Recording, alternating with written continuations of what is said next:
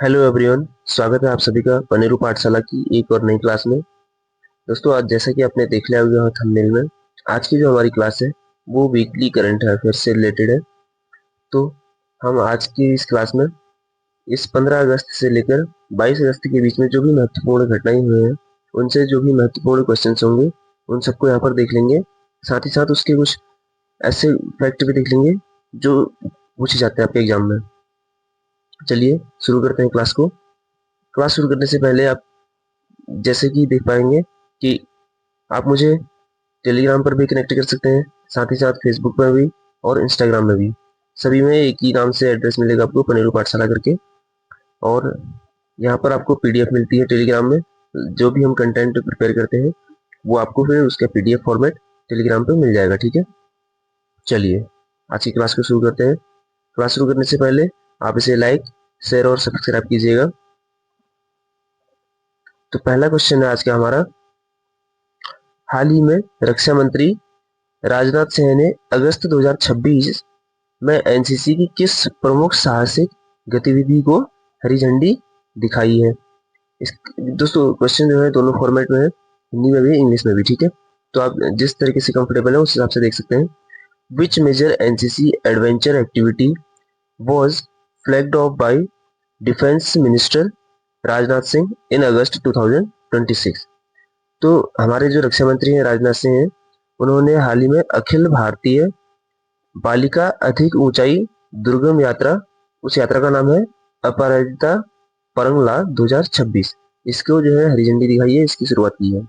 अब यह जो अपराजिता परंगला 2026 ऑर्गेनाइज यहाँ कहाँ पर कराया जाता है, इसको कराया जाता है परंगला दर्रा, जो कि कहाँ पर है, हिमाचल प्रदेश। परंगला दर्रे से लेकर स्पीति में स्थित घाटी से चांगथांग क्षेत्र को जोड़ता है, ठीक है। परंगला दर्रे को किससे जोड़ता है, चांगथांग क्षेत्र से। और तीनों सेनाओं की जो महिला अधिकारियां हैं उनके नेतृत्व में इसका जो आयोजन है किया जाएगा। इसमें 28 महिला कैडेट्स पार्टिसिपेट करेंगी और 30 दिनों तक यह चलेगा। इसमें 250 किलोमीटर की डिस्टेंस को कवर किया जाएगा, ठीक है। नेक्स्ट क्वेश्चन है,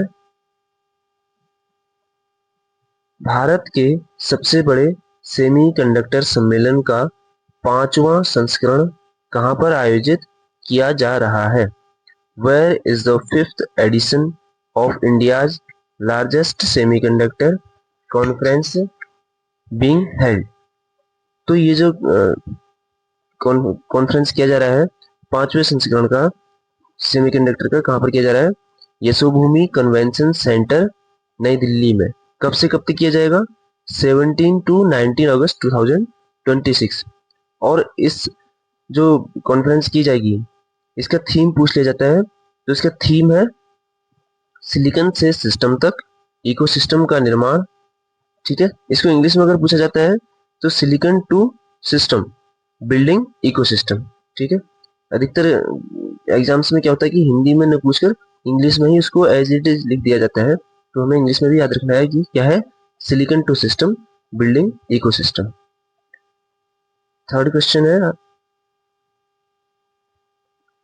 भारत अमेरिकी नौसेना विस्फोटक आयुध निस्तारण ईओडी का अभ्यास 8वां संस्करण कहां पर संपन्न हुआ, ठीक है।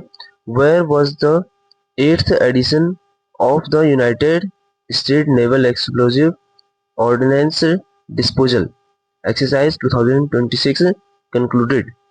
तो यह जो आयोजन किया गया है, इसका आयोजन किया गया है दक्षिणी नौसेना कमान कोच्चि में, ठीक है। दोनों देशों की नौसेनाओं के बीच एक रणनीतिक साझेदारी को मजबूत करने के लिए इस तरीके का आयोजन किया जाता है। हमें याद रखना है कहाँ पर किया गया इस बार का 2026 में, कोच्चि में, दक्षिणी नौसेना कमान में। केवल कमान भी पूछी जा सकती है कि कौन सी कमान में किया गया, तो दक्षिणी नौसेना कमान में, और जगह पूछी जाती है तो कोच्चि को याद रखना है, ठीक है। चौथा क्वेश्चन है हमारा आज का, भारत और थाईलैंड संयुक्त सैन्य अभ्यास संयुक्त सैन्य अभ्यास मैत्री के 15वें संस्करण 2026 का आयोजन कहाँ किया जा रहा है। Where is the 15th edition of India Thailand joint military exercise Maitri 2026 being organised. तो जो भारत और सबसे पहले में याद रखना है जो मैत्री एक्सरसाइज होती है, ठीक, मैत्री एक्सरसाइज किस किस के बीच में होती है, इंडिया और थाईलैंड के बीच में, ठीक। 2026 में कहाँ पर इसको ऑर्गेनाइज किया जा रहा है, तो थाईलैंड में ही किया जा रहा है। जगह का नाम अगर पूछा जाता है तो विभावती रंगसिट कैंप। मेनली इसकी जो है सूरत थानी वाली स्पेस को याद रखना है क्योंकि ज्यादातर इसी नाम से पूछा जाएगा। और कहाँ पर स्थित है, थाईलैंड में। कब से कब तक किया जा रहा है, 18 टू 31 अगस्त 2026, ठीक है। और अगर इसकी हिस्ट्री की बात करें तो सबसे पहले इसकी शुरुआत कब हुई थी, 2026 में। और इसका जो लास्ट एडिशन हुआ है 2025 वाला, वो कहाँ पर आयोजित हुआ था, हमारे भारत के उमरोई मेघालय में, ठीक है। और इस बार 2026 में भारत की तरफ से इसमें किसने पार्टिसिपेट किया है, तो 9th गोरखा राइफल के सोल्जर्स ने, ठीक है। टोटल 85 सोल्जर एक कंट्री से पार्टिसिपेट करते हैं, यानी कि दोनों कंट्रियों से 85 सोल्जर इसमें पार्टिसिपेट कर रहे हैं। उम्मीद कर रहा हूँ दोस्तों आपके लिए यह जो कंटेंट है महत्वपूर्ण लाभदायक होगा और साथ ही साथ आप इसके नोट्स को बनाते चल रहे होंगे, जिससे आने वाले समय में आप इसको लगातार रिवीजन कर पाए, ठीक है। चलिए नेक्स्ट क्वेश्चन देख लेते हैं। पांचवा क्वेश्चन आज का हमारा, भारत ने यूएनसीसीडी COP17 में घास के मैदानों और खुले प्राकृतिक इकोसिस्टम के लिए अपनी पहली मार्गदर्शिका कहाँ लॉन्च की है। दोस्तों इस वाले क्वेश्चन से हमारे बहुत तरीके से क्वेश्चन पूछे जा सकते हैं, इसलिए यह क्वेश्चन बहुत महत्वपूर्ण हो जाता है। चलिए इसको हम अच्छे से कवर करते हैं। सबसे पहले इसमें पूछा जा रहा है यूएनसीसीडी, ठीक है। तो हम देखते हैं कि यूएनसीसीडी क्या होता है। और यूएनसीसीडी का फुल फॉर्म होता है यूनाइटेड नेशन कन्वेंशन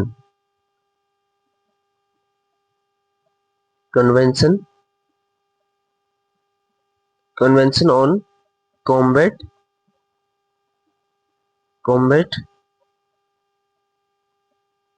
डेजर्टिफिकेशन,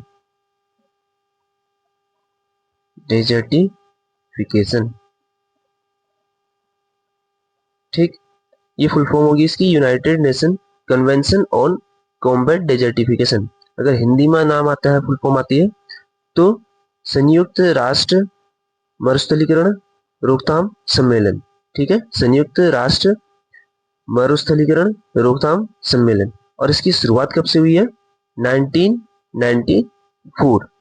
तो जैसे पर्यावरण पर कोप सम्मेलन होते हैं, जैसे भी कोप 30 कोप 31 हुआ है, वैसे ही इसका भी कोप 17 का जो है इस बार का कन्वेंशन हुआ है। कहाँ पर हुआ है, सबसे पहले ये बात हमें याद रखनी है। तो युवा सम्मेलन हुआ है कहाँ पर, उलान बटोर मंगोलिया में। यहीं पर भारत ने जो है घास के खुले मैदानों और उसके प्राकृतिक इकोसिस्टम के लिए एक अपनी पहली एडवाइजरी जारी की है, ठीक है। तो पूछा जाएगा किस देश ने की है, भारत ने की है। कौन सी एडवाइजरी है, घास के मैदानों और खुले प्राकृतिक इकोसिस्टम के लिए एडवाइजरी। इसको इंग्लिश में अगर आ जाएगा तो grassland and open natural ecosystem. किसने जारी की है, भारत ने। कहां पर जारी की, उलान बटोर में। इसको उलान बटोर नाम भी आ सकता है, ये मंगोलिया की राजधानी है, वहीं पर उलान बटोर में, ठीक है। इस तरीके से भी आ सकता है, और या फिर उलान बाटर करके भी आ सकता है। कहां पर स्थित है, मंगोलिया में। यहाँ पर जो है यूएनसीसीडी का कोप 17 एडिशन हुआ। यहीं पर भारत ने घास के खुले मैदानों और प्राकृतिक इकोसिस्टम के लिए अपनी एडवाइजरी जारी की है। उम्मीद करता हूँ आपको समझ में आ गया होगा क्वेश्चन। चलिए नेक्स्ट क्वेश्चन की तरफ चलते हैं। नेक्स्ट क्वेश्चन है हमारा, केंद्रीय वाणिज्य मंत्री पीयूष गोयल चौथे मंत्री स्तरीय और व्यापार गोलमेज सम्मेलन में भाग लेने के लिए किस देश में गए हैं। Which country did union commerce minister Piyush Goyal visit to attend the 4th ministerial and business round table. तो हमारे जो केंद्रीय वाणिज्य मंत्री है पीयूष गोयल जी, उन्होंने 14वें मंत्री स्तरीय व्यापार गोलमेज सम्मेलन के लिए सिंगापुर देश की यात्रा की है अभी, ठीक है। चलिए नेक्स्ट क्वेश्चन की तरफ चलते हैं। नेक्स्ट क्वेश्चन है हमारा, फरवरी 2027 में 5वें वैश्विक तटरक्षक शिखर सम्मेलन की मेजबानी कौन सा देश करेगा? Which country will host the 5th Global Coast Guard Summit in February 2027? तो जो फरवरी 2027 में वैश्विक तटरक्षक शिखर सम्मेलन होगा उसका आयोजन किया जाएगा भारत के द्वारा। कहाँ पर? नई दिल्ली में। ठीक है, यह सम्मेलन वैश्विक समुद्र की सुरक्षा के लिए और तटीय रक्षा के सहयोग में केंद्रित रहता है। ठीक है, आज का हमारा 8वां क्वेश्चन है, 20 अगस्त 2026 को महाबलीपुरम में दक्षिणी क्षेत्रीय परिषद की 31वीं बैठक की अध्यक्षता किसने की है? यहाँ से भी हमारे बहुत सारे क्वेश्चन पूछे जा सकते हैं, इसलिए इस क्वेश्चन को भी हमें बहुत अच्छे से देख लेना है। सबसे पहले कि दक्षिणी क्षेत्रीय परिषद की किस नंबर की बैठक जो है 2026 में हो रही है? 31वें नंबर की।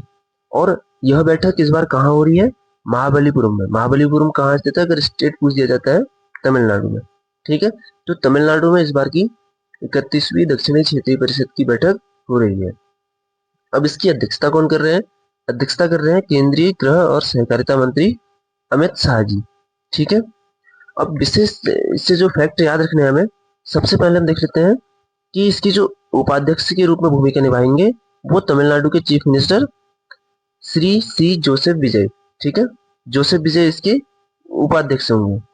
और साथ ही साथ ये भी ध्यान रख लेना है, दक्षिणी क्षेत्रीय परिषद की स्थापना राज्य पुनर्गठन अधिनियम 1956 में की गई है। ठीक है, अब दोस्तों ऐसा है, जो राज्य पुनर्गठन अधिनियम 1956 है, इसके तहत कुल 5 क्षेत्रीय परिषदों का गठन किया गया है। कितने? 5 क्षेत्रीय परिषदों का। एक क्षेत्रीय परिषद है हमारी उत्तरी क्षेत्रीय परिषद। ठीक है, उत्तरी क्षेत्रीय परिषद, इसमें कौन कौन से स्टेट है? सबसे पहले आ जाता है, ऊपर से देखें, लद्दाख, फिर आ जाता है जम्मू एंड कश्मीर, फिर पंजाब, हिमाचल प्रदेश, राजस्थान, यूटी भी है इसमें, चंडीगढ़, दिल्ली। ठीक है, जो दूसरा हमारा क्षेत्रीय परिषद है, इसकी स्थापना भी यहीं पर हुई है, राज्य पुनर्गठन अधिनियम 1956 में। इसको हम देख लेते हैं पूर्वी के रूप में। ठीक है, पूर्वी क्षेत्रीय परिषद। अगर पूर्वी क्षेत्रीय परिषद की बात करें, इसमें कौन कौन से स्टेट शामिल होंगे? सबसे पहले हमारा हो जाएगा उड़ीसा। उड़ीसा के बाद कौन सा हो जाएगा? बिहार। बिहार के बाद झारखंड। ठीक है, नेक्स्ट थर्ड जो है उसकी बात करें तो हमारा मध्य क्षेत्रीय परिषद। ठीक है, मध्य क्षेत्रीय परिषद। अब मध्य क्षेत्रीय परिषद में कौन कौन से होंगे? यूपी, उत्तराखंड, यूपी उत्तराखंड, उसके बाद एमपी, छत्तीसगढ़। और 2026 में मध्य क्षेत्र की पूछा जाएगा तो छत्तीसगढ़ में ही हुई है बैठक। ठीक है, इसके बाद पांचवा जो फोर्थ जो हमारा क्षेत्रीय परिषद है वो कौन सा हो जाएगा? दक्षिणी क्षेत्रीय परिषद। दक्षिणी क्षेत्रीय परिषद में कौन कौन से स्टेट शामिल होंगे? दक्षिणी क्षेत्रीय परिषद में होंगे सबसे पहले तमिलनाडु। ठीक है, फिर उसके बाद कर्नाटका, केरला, आंध्र प्रदेश, तेलंगाना, ये स्टेट्स हो गए। साथ ही साथ अंडमान निकोबार, अंडमान निकोबार के बाद पुडुचेरी और लक्षद्वीप। ठीक है, इस तरीके से स्टेट्स इसमें शामिल है। कई बार आपको स्टेट्स भी पूछ ले जाते हैं कि कौन सी क्षेत्रीय परिषद में कौन से स्टेट्स शामिल होंगे। और फिफ्थ जो हमारा 1956 में गठित क्षेत्रीय परिषद था वो था पश्चिमी क्षेत्रीय परिषद। कौन से इसमें शामिल हो जाएंगे? गोवा, महाराष्ट्र और गुजरात, साथ ही साथ दादरा नगर हवेली और दमन दीव, क्योंकि अब एक ही हो चुके हैं तो एक ही साथ इसको लिखा जाता है, दादरा नगर हवेली, दमन दीव। ठीक है, उम्मीद करता हूँ आप इनको भी अपनी कॉपी में एक्स्ट्रा फैक्ट के रूप में जोड़े होंगे। इस तरह के एक्स्ट्रा फैक्ट से हमेशा हमें एडिशनल एडवांटेज देते हैं, जिससे हमारे जो पेपर होते हैं इजीली कवर हो जाते हैं। ठीक है, अब इसमें हमने एक चीज और देखी थी कि जो हमारे इस बार के उपाध्यक्ष हैं 31वीं क्षेत्रीय परिषद के, दक्षिणी क्षेत्रीय परिषद के, सी जोसेफ विजय है। तो हमें ये भी याद रखना है कि जो एवरी ईयर इसकी मीटिंग होती है, हर मीटिंग में रोटेशन के रूप में इनके उपाध्यक्ष से बदलते रहते हैं। जो अध्यक्षता करते हैं वो तो हमेशा गृह मंत्री, केंद्रीय गृह मंत्री ही करते हैं, लेकिन जो उपाध्यक्ष की भूमिका होती है वो रोटेशन के अकॉर्डिंग चेंज होती है। जैसे इस बार तमिलनाडु में हुई है बैटिंग, विजय जोसेफ विजय ने जो है अध्यक्षता की है। अब नेक्स्ट ईयर किसी दूसरे स्टेट में होगी तो वहां के चीफ मिनिस्टर इसकी उपाध्यक्षता कर रहे होंगे। ठीक है, उम्मीद करता हूँ पूरा क्वेश्चन और पूरे जो फैक्ट हैं वो अच्छे से आपकी समझ में आ गए होंगे। चलिए नेक्स्ट क्वेश्चन की तरफ चलते हैं। नेक्स्ट क्वेश्चन हमारा 9th क्वेश्चन है आज का। 2026 में भारत की ब्रिक्स अध्यक्षता के तहत ब्रिक्स युवा शिखर सम्मेलन का आयोजन कहाँ किया गया? Where was the BRICS Youth Summit held under India's BRICS chairmanship in 2026? तो 2026 में जो भारत में ब्रिक्स की अध्यक्षता हो रही है, इसके तहत ब्रिक्स युवा शिखर सम्मेलन का आयोजन कहाँ पर किया गया है? गांधीनगर, गुजरात में। ठीक है, 2026 में जो ब्रिक्स समूह की अध्यक्षता हो रही है भारत में ही हो रही है। इसके अंतर्गत अलग अलग तरीके की अध्यक्षताएं की जाएंगी, जैसे ब्रिक्स युवा शिखर सम्मेलन है, या ब्रिक्स वित्त मंत्रियों की सम्मेलन है, ब्रिक्स व्यापारियों की सम्मेलन है। ठीक है, इस तरीके से अलग अलग सम्मेलन हो रही है। तो उसमें जो ब्रिक्स युवा शिखर सम्मेलन है वो गांधीनगर, गुजरात में हुआ है। और इसके लिए जो थीम रखी गई है उसका नाम क्या है? मजबूती, नवाचार, सहयोग और स्थिरता निर्माण। इंग्लिश में building for resilience, innovation, collaboration, sustainability. ठीक है, चलिए आज का हमारा 10th क्वेश्चन है। भारत की समृद्ध शास्त्रीय संगीत विरासत का जश्न मनाने वाले मल्हार 2026 का उद्घाटन किसने किया? तो जो मल्हार 2026 संगीत से विरासत से जुड़ा हुआ उत्सव है, ये 2026 में किसने इसका उद्घाटन किया है? भारत के उपराष्ट्रपति ने। और कहां पर हो रहा है? नई दिल्ली में।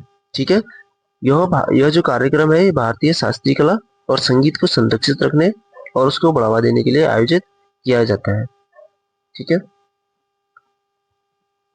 चलिए नेक्स्ट जो हमारा क्वेश्चन है आज का 11th क्वेश्चन। भारत ने दूरसंचार और आईसीटी के क्षेत्र में द्विपक्षीय सहयोग के लिए किस देश के साथ समझौता ज्ञापन पर हस्ताक्षर किया है? Which country India did sign an MOU, Memorandum of Understanding for Bilateral Cooperation in Telecom and ICT? तो भारत ने जो दूरसंचार और आईसीटी का क्षेत्र है उसमें द्विपक्षीय सहयोग को बढ़ाने के लिए ब्राजील देश के साथ ये समझौता किया है। अब यह समझौता कहाँ पर किया गया है? यह समझौता भी जो पुणे में आयोजित ब्रिक्स की आईसीटी बैठक हो रही थी। ठीक है, ब्रिक्स के तहत ही ये बैठक हो रही थी, इसमें भारत और ब्राजील ने समझौता कर लिया। ठीक है, अब यहाँ से हमें ये भी याद रखना है कि जो ब्रिक्स की आईसीटी यानी कि इंफॉर्मेशन एंड कम्युनिकेशन टेक्नोलॉजी की बैठक हुई है, कहाँ पर हुई थी? पुणे में हुई थी। ठीक है, देखिए एक साथ दो क्वेश्चन यहाँ पर भी कवर हो गए हैं। चलिए 12th क्वेश्चन है हमारा। चेन्नई में जल आपूर्ति और स्वच्छता के लिए भारत ने किस बैंक के साथ 230 मिलियन डॉलर के ऋण समझौते पर हस्ताक्षर किए हैं? With which bank did India sign और dollar of 230 million loan agreement for Chennai water supply and sanitation? ठीक है, तो जो चेन्नई में जलापूर्ति और स्वच्छता के लिए भारत सरकार ने समझौता किया है वो किस बैंक के साथ किया है? एडीबी के साथ। एडीबी यानी कि एशियन डेवलपमेंट बैंक, एशियाई विकास बैंक। ठीक है, इस फंड का उपयोग शहर में आधुनिक जल बुनियादी ढांचे को विकास करने के लिए यूज किया जाएगा। और अब हम एडीबी के बारे में जान लेते हैं। एडीबी की स्थापना कब हुई है? एडीबी की स्थापना हुई है 19th ऑफ दिसंबर 1966 में। अगर इसका मुख्यालय हेडक्वार्टर पूछ लिया जाता है तो कहां पर है? मनीला। ठीक है, मनीला में इसका हेडक्वार्टर है। अब मनीला कहां पर है? तो फिलीपींस, फिलीपींस की कैपिटल है। इस तरीके से हमें क्वेश्चन को याद रखना है। ठीक है, चलिए नेक्स्ट क्वेश्चन। नेक्स्ट क्वेश्चन है हमारा अगस्त 2026 में भारतीय नौसेना को सौंपी गई तीसरी उथले जल की पनडुब्बी रोधी युद्ध नौका का नाम क्या है? What is the name of the third anti-submarine warfare shallow water craft delivered to the Indian Navy अगस्त 2026? तो भारतीय नौसेना को अभी हाल ही में तीसरी एक पनडुब्बी सौंपी गई है जो कि किस प्रकार की है? सैलो वाटर पनडुब्बी है, यानी कि उथले जल में काम करने वाली पनडुब्बी है। और इसका नाम क्या रखा गया है? इसका नाम है मंगरौल। ठीक है, तो पूछा जाएगा मंगरौल क्या है? तो एक उथले जल की पनडुब्बी है जो कि युद्ध रोधक नौका का काम करती है। अब इसको बनाया किसने है? कोचीन शिपयार्ड लिमिटेड द्वारा इसको डेवलप किया गया है। इसका नाम किस पर रखा गया है? इसका नाम रखा गया है गुजरात में जूनागढ़ किले के तटीय शहर है मंगरौल, उसके ही आधार पर इसका नाम भी मंगरौल रखा गया है। ठीक है, चलिए नेक्स्ट क्वेश्चन, 14th क्वेश्चन है, मौत की सजा को समाप्त करने वाला अरब क्षेत्र का पहला देश कौन सा बन गया है? तो अरब क्षेत्र का पहला देश ऐसा कौन सा बना है जिसने मौत की सजा को समाप्त कर दिया है? उसका नाम है लेबनान। अब लेबनान की जो पार्लियामेंट है उसने मौत की सजा को किस चीज में कन्वर्ट कर दिया है? सश्रम उम्र कैद की सजा में। ठीक है, वहां पर मौत की सजा नहीं दी जाएगी बल्कि उसकी जगह पर क्या होगा? काम के साथ उम्र कैद होगी, सश्रम उम्र कैद होगी यहाँ पर। चलिए 15th क्वेश्चन है हमारा, सीरिया के किस अपदस्थ राष्ट्रपति को हाल ही में मौत की सजा सुनाई गई है? तो आपने देखा वो लास्ट टाइम न्यूज में बहुत ज्यादा था कि सीरिया में जो है सत्ता परिवर्तन हो गया है। वहां पर उससे पहले कौन थे? बशर अल असद, ये राष्ट्रपति थे, इनको अपदस्थ कर दिया गया था। वर्तमान समय में रूस में, तो इनको जो है वहां पर क्या है? मौत की सजा सुना दी गई है। ठीक है, सीरिया में सत्ता परिवर्तन के बाद यह घटनाक्रम सामने आया है। क्वेश्चन नंबर 16 है, Asian open short track speed skating trophy 2026 की मेजबानी कहाँ की गई है? Where was the Asian open short track speed skating trophy 2026 hosted? तो 2026 में जो Asian open short track speed skating हो रही है, इसकी जो होस्टिंग की है वो उत्तराखंड की राजधानी देहरादून ने की है। ठीक है, तो देहरादून में इस बार का टूर्नामेंट हुआ है। इसमें टॉप पे कौन रहा है? इसमें टॉप पे रहा है थाईलैंड। थाईलैंड के बाद सेकंड पोजीशन पे रही थी इंडियन टीम। इंडिया जो है 13 गोल्ड मेडल जीते और टोटल इसने 44 मेडल जीते। और टॉप 3 पूछा जाता है तो टॉप 3 में Thailand, after that India and after that China. ठीक है, इस तरीके से फर्स्ट, सेकंड, थर्ड रहे। ठीक है, चलिए नेक्स्ट क्वेश्चन है हमारा, बांग्लादेश के नए राष्ट्रपति के रूप में किसे चुना गया है? Who has been elected as the new president of Bangladesh? तो हाल ही में बांग्लादेश में इलेक्शन हुए हैं। ठीक है, इलेक्शन कितने साल बाद हुए हैं? अप्रोक्स 35 ईयर के बाद, क्योंकि इससे पहले 1991 में बांग्लादेश पर राष्ट्रपति का चुनाव हुआ था। ठीक है, उसके बाद पहली बार 2026 में राष्ट्रपति के चुनाव हो रहे हैं। तो यहाँ पर इस बार चुना गया है मिर्जा फखरुल इस्लाम आलमगीर को। ठीक है, आलमगीर को, सॉरी। तो मिर्जा फखरुल इस्लाम आलमगीर जो है बांग्लादेश के नए राष्ट्रपति बने हैं। ठीक, चलिए नेक्स्ट क्वेश्चन। तो दोस्तों यहाँ पर हमारे आज के इस सप्ताह के जितने भी करंट अफेयर्स के महत्वपूर्ण क्वेश्चन थे वो समाप्त होते हैं। उम्मीद करता हूँ आपको यह क्लास इन्फॉर्मेटिव लगी होगी और आपके किसी भी एग्जाम के लिए बेनिफिट प्रोवाइड कराएगी आपको। और अगर आपको लगता है कि आपको इस तरह के और किसी कंटेंट से या किसी स्पेसिफिक टॉपिक पे वीडियो चाहिए तो वो भी आप हमारे कमेंट बॉक्स में बता सकते हैं। साथ ही साथ हमारी एक इकोनॉमिक्स की एमसीक्यू सीरीज चल रही है जिसमें हमारी एक वीडियो आ चुकी है, दूसरी वीडियो हम इसमें जल्दी ही अपलोड कर देंगे। आप उसे भी चेकआउट कर सकते हैं वहाँ से। साथ ही साथ हमारे आप अन्य सोशल मीडिया ऐप्स पर भी जुड़ सकते हैं, जहाँ जैसे कि टेलीग्राम इंपॉर्टेंट है, वहाँ पर आपको पीडीएफ प्रोवाइड कराई जाएगी। चलिए यहाँ पर हम अपनी क्लास को समाप्त करते हैं।